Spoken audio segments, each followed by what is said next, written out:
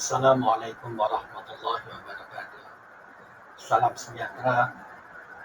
Perkongsian kali ini adalah untuk membantu kamu menjawab modul PKP yang telah diambil.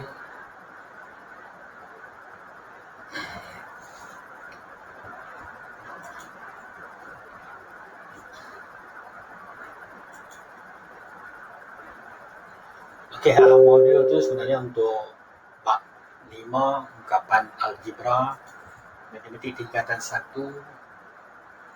Algebra adalah satu perkataan yang diambil daripada perkataan Arab al-jabar, daripada sebuah buku yang berjudul Al-Jabar wal Muqarabalah yang ditulis oleh seorang mathematician berbangsa Arab, Muhammad Ibn Musa Al-Khawarizmi, ataupun kita panggil dia sebagai bapa algebra lah. Jadi sebelum kamu boleh menjawab modul PKPD itu, jadi kita tengok dulu penerangan yang cikgu bagi ni, harap selepas tu kamu dapat menjawab. Okey. Bagi tajuk ni dia ada dua standard kandungan. Untuk kali ni kita tengok dulu yang pertama, pemboleh ubah dan ungkapan algebra lah. Di bawah standard kandungan ni dia ada 5 standard pembelajaran. Okey, yang pertama, yang kedua, yang ketiga, yang kelima. Jadi kita akan pergi satu-satu lah lepas ni tengok. Jadi selepas menonton video ni, cikgu harap kamu dapat menjawab modul yang diberikan. Okey, yang pertama, kita nak gunakan huruf untuk mewakilkan kuantiti yang tidak diketahui nilai. Seterusnya menyatakan sama ada pemboleh ubah itu mempunyai nilai yang tetap atau nilai yang berubah dengan memberi justifikasi ataupun disebabkan. Jadi yang pertama, kita nak tengok dulu apa maksud pemboleh ubah lah.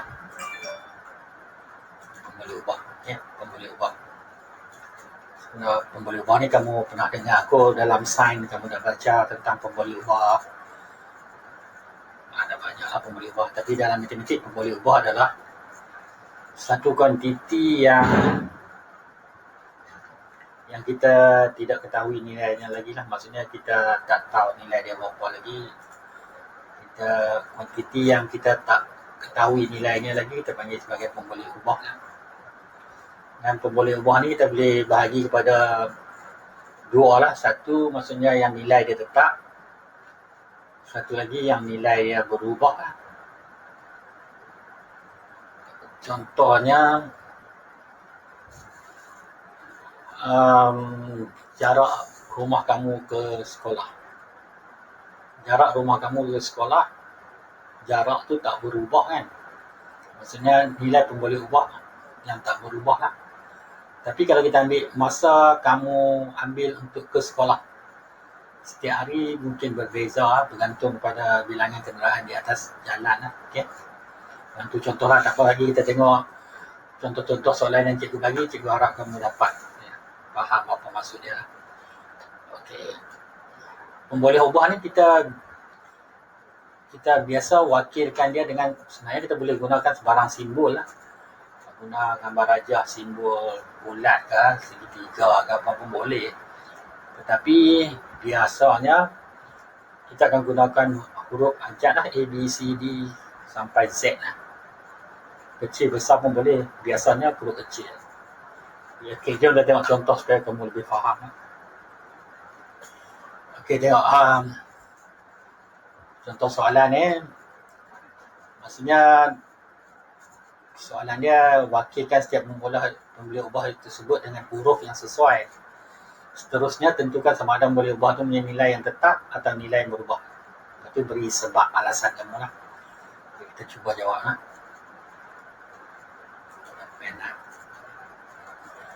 Okey, untuk A ni, jisim badan setiap murid di dalam kelas anda Okay, nilai yang kita tak tahu lagi apa? Sebenarnya soalan ni ada dua perkara yang kita kena buat lah. Satu, kita wakilkan dia, kan? Wakilkan dengan huruf jisim badan ataupun biasa kita panggil berat lah, kan? Untuk A ni jisim. Okay, kalau kamu nak guna huruf J pun boleh lah. Jisim mewakili J mewakili jisim badan setiap murid. Okay, J betul kat sini. J sama dengan jisim badan setiap murid. Jadi seterusnya soalan dia tanya sama ada boleh ubah ni berubah ataupun nilai dia tetap ataupun nilai dia berubah. Kalau jisim badan setiap pelajar, tentulah berubah, betul tak? Setiap orang mempunyai berat yang berbeza. Okay? Bukan berat yang sama. Jadi J ni akan berubah lah sebab berat setiap pelajar ataupun jisim setiap pelajar tak sama. Okay? Dia faham kan? Okay, yang kedua B. Markah yang diperoleh Zaini dalam satu ujian matematik. Nak wakilkan huruf-huruf apa-apa pun boleh. Kamu nak guna, kalau nama kamu Ahmad, nak guna A pun boleh. Nama kamu Zaini, Z pun boleh. Ataupun kamu tengok di depan M, markah. Markah ni yang kita tak tahu berapa kan. Jadi kita guna M. M sama dengan markah yang diperoleh Zaini dalam satu ujian matematik lah. M tu berapa kita tak tahu lagi ya. Sebab tu kita ambil guna pembuli ubah. M. Jadi M ni nilai tetap atau tetap? Sebab dia kata ni satu ujian. Kalau kamu dapat dalam ujian kemajuan dulu, markah berubah. Sama ya kan? Jadi maksudnya yang ni nilai dia tetap lah. Kecuali kalau dia kata dalam banyak ujian, mungkin nilai dia tak sama. Yang ni dalam satu ujian, markah matematik kamu 20 je lah. Kalau 90 sajalah. Jadi M di sini, M adalah markah yang diperoleh oleh Zaini. M tu nilai pemboleh ubah yang tidak berubah lah, yang tetap. Okey, tengok C pula. C, jarak di antara rumah Arman dengan sekolahnya. Tadi pun cikgu guna contoh ni kan. Jadi jarak boleh lah, kamu nak guna J pun boleh, atau nak guna A pun boleh, nak guna OK. Sekarang kita guna B pula. B sama dengan jarak di antara rumah Arman dengan sekolahnya lah. Jadi kita tak tahu kan, nanti boleh tahu. B ni nilai dia tetap atau berubah? Jarak tetap berubah kan. Kalau masa dia berubah, tapi jarak dari rumah pergi sekolah setiap hari sama saja. Jadi B pun mempunyai nilai yang tetap lah. Okey, untuk D pula, suhu di puncak Gunung Kinabalu dalam sehari. Pemboleh apa? Yang boleh jadi sebagai pemboleh ubah? Suhu lah dia. Suhu yang buruk ni kan, suhu. Jadi kita guna S pun boleh. S sama dengan suhu di puncak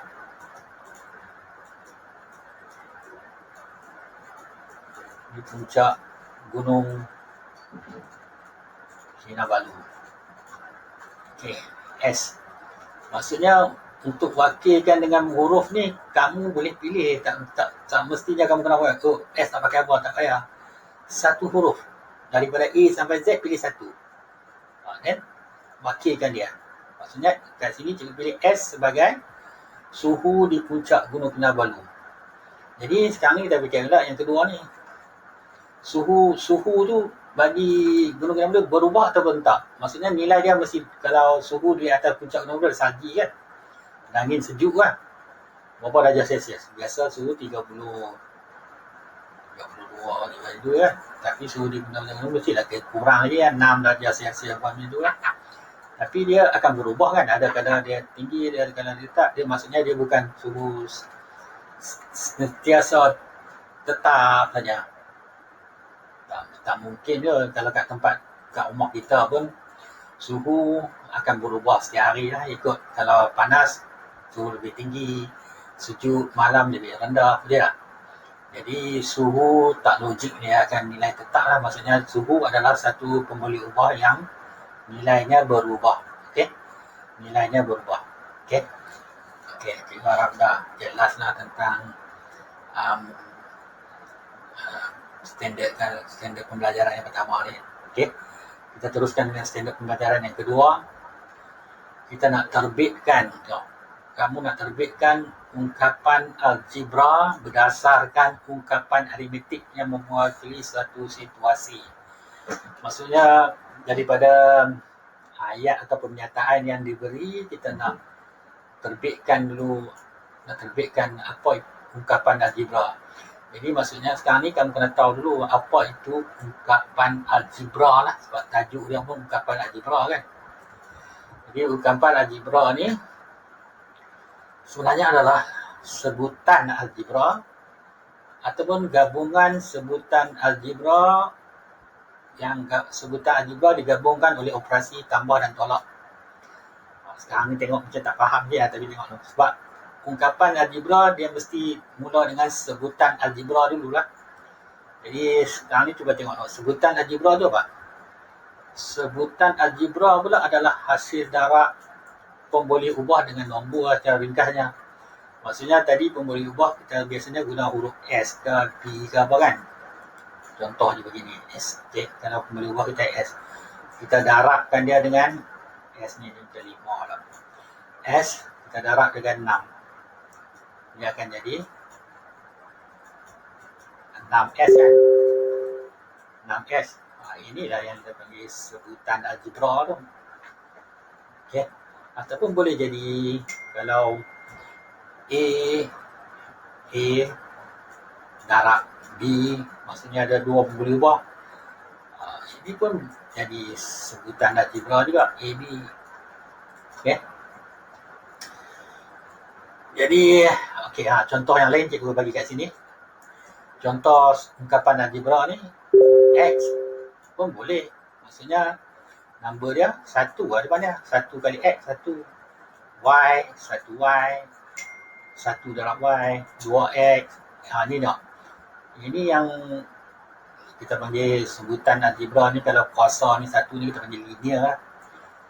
Y tambah X, Y tambah 5 pun ungkapan algebra ni, sebab dah jadi ungkapan algebra sebab dia tambah. Yang Y ni, Y sebutan algebra tambah dengan 5. 5 kalau biasanya 5 kita panggil number, tapi kalau dia duduk dalam satu ungkapan yang macam ni kita panggil ungkapan algebra lah. 5 pun salah satu sebutan algebra lah. Okay. Kalau di sini lah, kalau 5 biasanya 5 number lah. Okay. Ini bukan sebutan algebra, tapi sebab terletak dengan Y sekali ni, maknanya sebutan algebra yang kita gabung dengan operasi tambah ni, dia jadi sebutan algebra juga. Kalau tengok yang bawah ni, 2/3P tolak 3Q tambah 3, ini pun ungkapan algebra.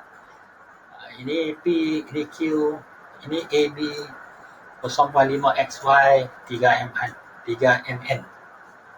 Contoh-contoh ungkapan algebra lah.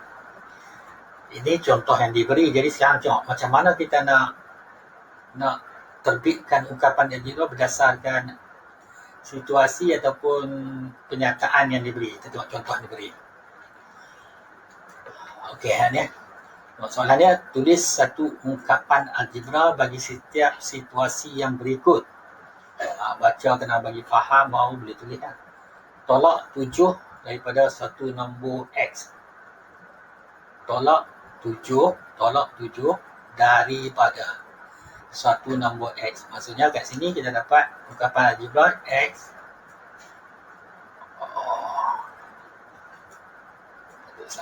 X tolak 7. Bukan 7 tolak X. Nak baca dia faham. Okay, B pula. Hasil tambah Y dan Z. Hasil tambah Y dan Z dibahagi dengan 9. Maksudnya hasil tambah Y dan Z. Y tambah Z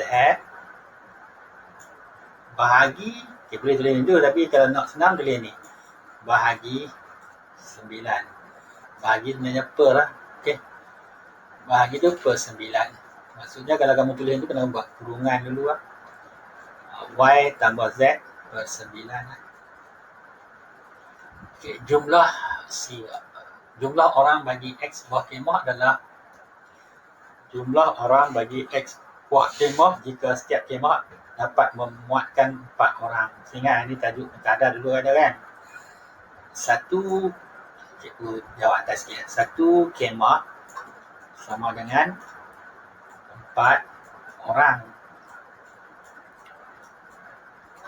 Kalau 2 kemah, sebenarnya dalam 2 kemah 2 kali 4 lah, tak? 8 orang kan? Tak? Kalau X kemah,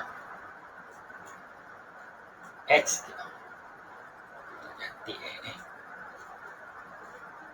kemah berapa orang? Jadi X darab 4 lah, tak? Ini dah 2 darab 4 jadi jawapan adalah 8 ni. Okay? X darab 4 sama dengan 4X lah. Okay? Jadi ungkapan dia 4X lah. Ya. Jadi lah. Puannya membeli M kilo ikan berharga P N kilo ikan, tadi ikan kalisi, ini ikan cencaru lah, berharga Q ringgit. Berapa jumlah bayarannya? Okey, untuk ikan kalisi N kilo, 1 kilo P ringgit. Jadi kalau M kilo, M darab P ya. Okey, M darab P. Kalau ikan cencaru N kilo, 1 kilo, sekilo Q ringgit, N kilo NQ ringgit lah. Okey, jadi ini jumlah bayar kena tambah dua-dua lah. Inilah ungkapan algebra ni. Itulah maksud tadi hasil pembelajaran tadi. Kamu boleh daripada pernyataan ataupun ayat aritmetik ni kamu boleh tukar jadi ungkapan algebra lah. Okey, tengok sebenarnya E ya. Okey, ini Najmi H tahun, Jajid K tahun, Izhar 2 kali umur Jajid. Jajid K, jadi Izhar ni 2 kali K ya, 2K. Sebab Izhar dia apa? 2 kali umur Jajid. Sekarang soalan yang kita nak bentuk ungkapan tu berdasarkan yang terakhir ni, ayat terakhir ni. Berapakah beza umur antara Najmi dan Izhar? Najmi berapa? H. Beza ni sebenarnya tolak kan? Jadi H tolak umur Izhar 2K. Boleh tak 2K tolak H? Pun boleh sebab soalan dia beza tak semestinya. Beza biasanya kita ambil yang besar tolak yang kecil. Okay. Next kita pergi ke standard pelajaran yang ketiga. Menentukan nilai ungkapan algebra. Maksudnya kita nak cari nilai ungkapan algebra tu apabila kat sini dia bagi nilai pemberi ubah tu diberi, nilai pemberi ubah tu diberi dan membuat kaitan dengan situasi yang sesuai lah. Okay. Jadi yang ni kita terus pergi contoh soalan lah. Tengok, dia bagi lah ni. Diberi ni P sama 5, Q sama 2, R negatif 4. Sebab tu sekarang ni soalan dia cari nilai bagi ungkapan yang berikut. Ini ungkapan algebra kan, jadi kita belajar kan. Sekarang ni kita nak cari nilai dia untuk A ni. 2P tambah Q. Okey, 2 P ni berapa? Kan dia dah beritahu 5, jadi 2, kalau kembang ni 2P maksudnya 2 darab P kan. Tambah Q apa? Q2. Kita cuba kira tu. 2 kali 5, 10 tambah 2 dan 12. Okey, sekarang cuba kira B, C, D sebelum dengar jawapan daripada cikgu lah. Cuba kira sambil-sambil. Tengok jawapan kamu sama tak? D 3Q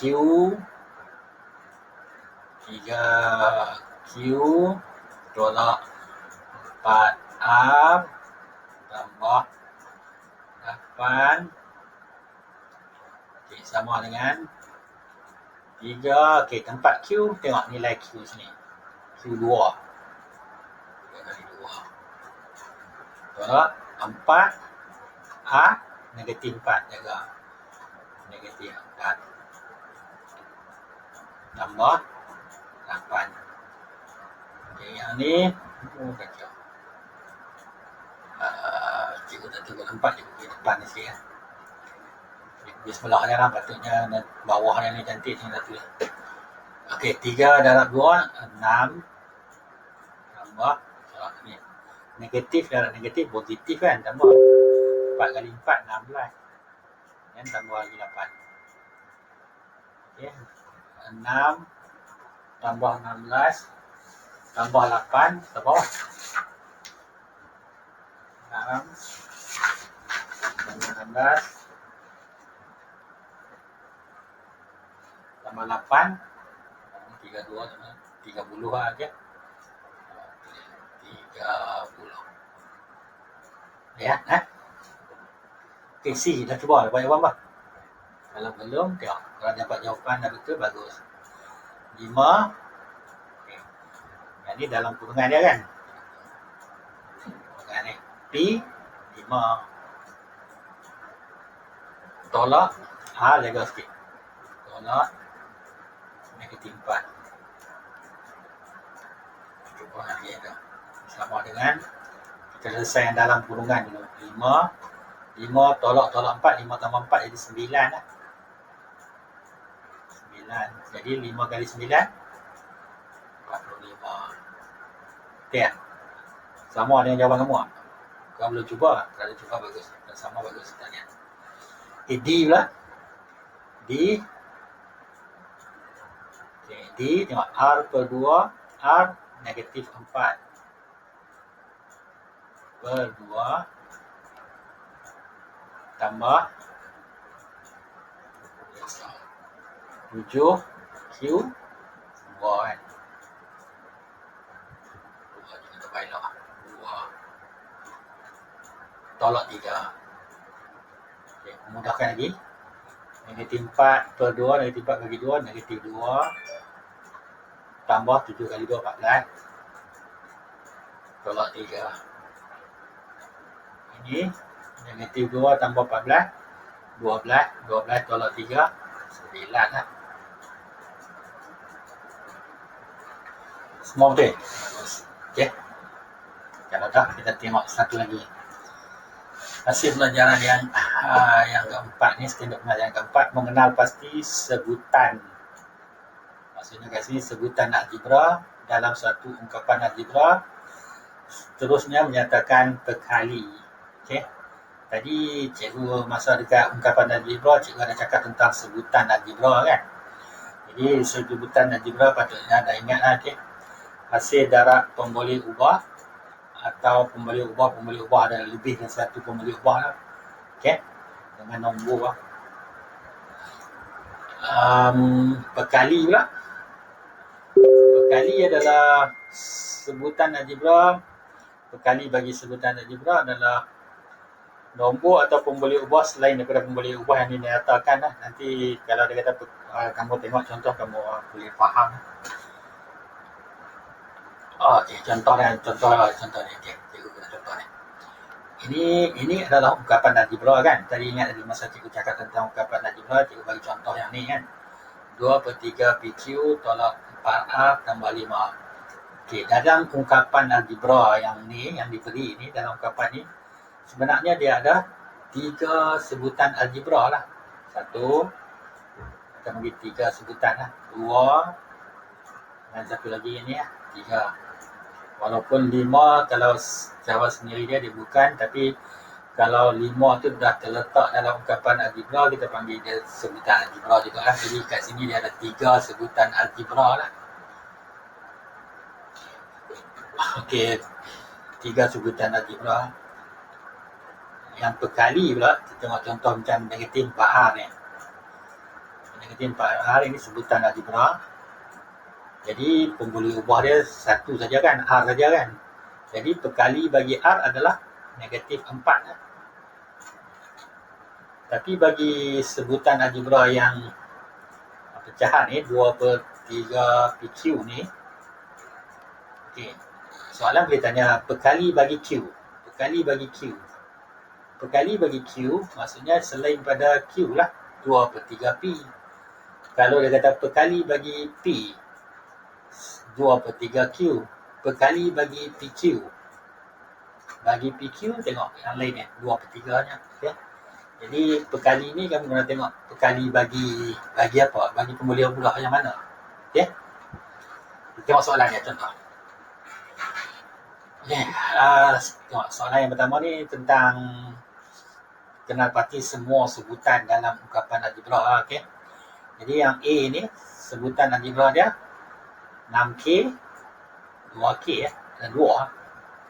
Yang B yang bawah. Okey, X kuasa 2 dan negatif 9 XY Dan satu lagi X kuasa 2.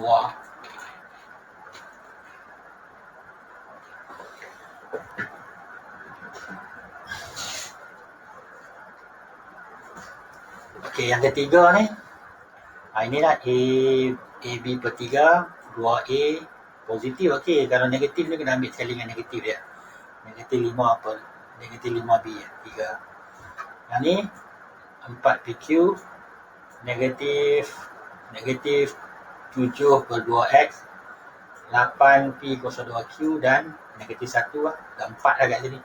Maksudnya dia boleh tanya soalan satu lagi, cara dia sebutan algebra ni mengandungi beberapa sebutan. Jadi 1, 2, 3, 4 pun boleh. Tapi soalan sini dia tanya kenal pasti semua sebutan. Walaupun satu dia pun kira sebutan. Okay. Okay, seterusnya kita tengok yang dua ni. Okay. Yang dua ni tengok. Yang dia bagi sebutan algebra untuk kita adalah negatif 8XY kuasa 2. Soalan dia tanya perkali bagi XY kuasa 2. Kalau kamu tengok ini XY kuasa 2 yang baki dia apa? Jadi perkali bagi dia negatif 8 je lah. Okay. Cuba jawab sebelum cikgu jawab.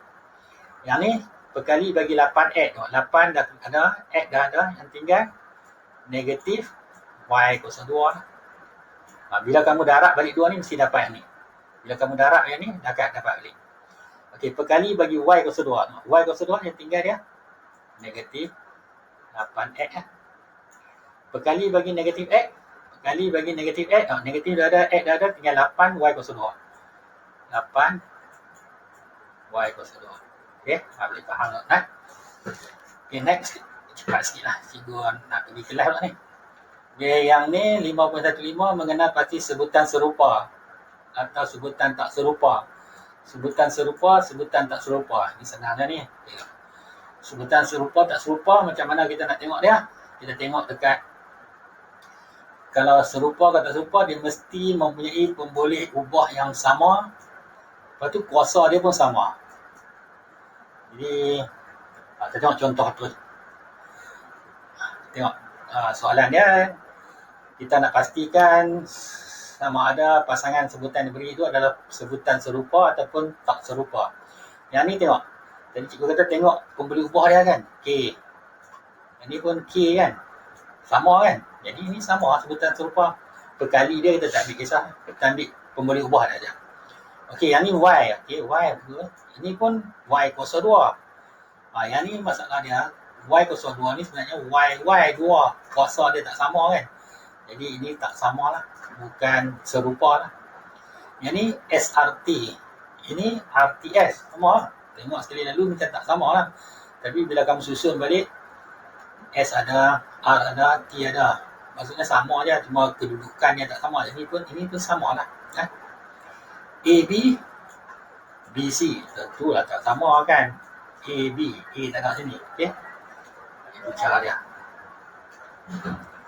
Jadi, ini yang modul yang kamu dapat tu. Cikgu rasa kamu boleh jawab dah selepas tengok video ni. Jadi, sekian sahaja. Terima kasih. Assalamualaikum.